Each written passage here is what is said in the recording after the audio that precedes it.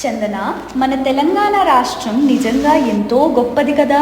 అవును మనస్వి, ఇక్కడ బతుకమ్మ పండుగలో స్త్రీలు పూలతో దేవిని అలంకరించి ఆడుతూ పాడుతారు. అది మన సంస్కృతికి ప్రతీక. బోనాల పండుగలో ప్రజలు తమ గ్రామ దేవతలకు నైవేద్యాలు సమర్పించి ఆనందంగా జాతరలు జరుపుతారు.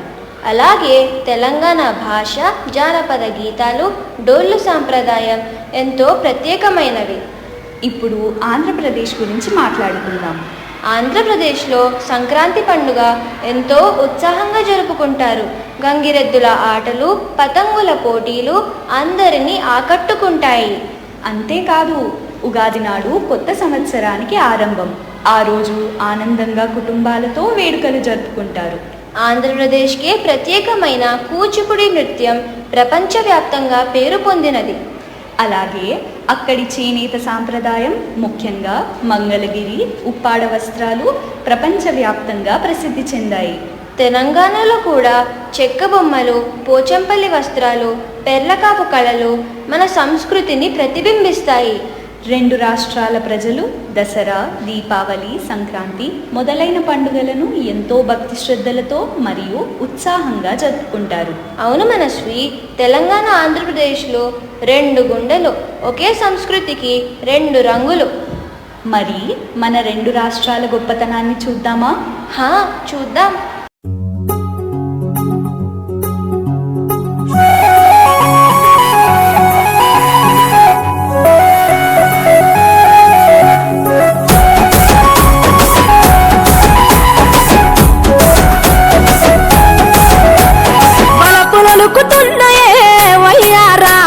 సిగ్గులొలుకుతున్నాయే సింగారాలు, వలపులొలుకుతున్నాయే వయ్యారాలు, సిగ్గులొలుకుతున్నాయే సింగారాలు, చీర కట్టులోన ముద్ద మందారాలు, చీర కట్టులోన ముద్ద మందారాలు, ముక్కులైపోయనమ్మా చూసే కళ్ళు, వలపులొలుకుతున్నాయే వయ్యారాలు, సిగ్గులొలుకుతున్నాయే సింగారాలు.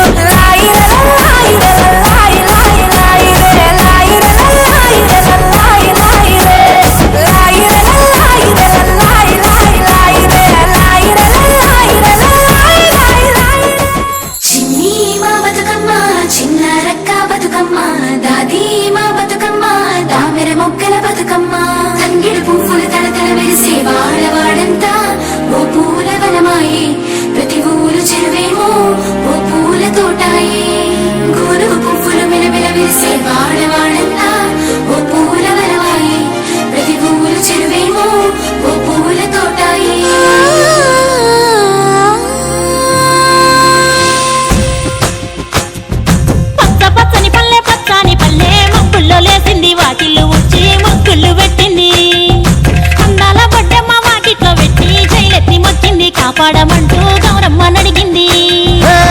ఆడబిడ్డలు ఇంటింట నిందే, అమ్మ నాన్న గుండెంతో పొంగే, సత్తి పిండి సకినాలు చూస్తే నోటి నిండా ఊరిల్లూరే. పొద్దు పొద్దున్న తమ్ముళ్ళు లేచి పూల కోసం బయలెల్లి ఉరికే, చాపపరిచి వాకిళ్ళలోన చెల్లెళ్ళంతా బతుకమ్మ పేర్చే.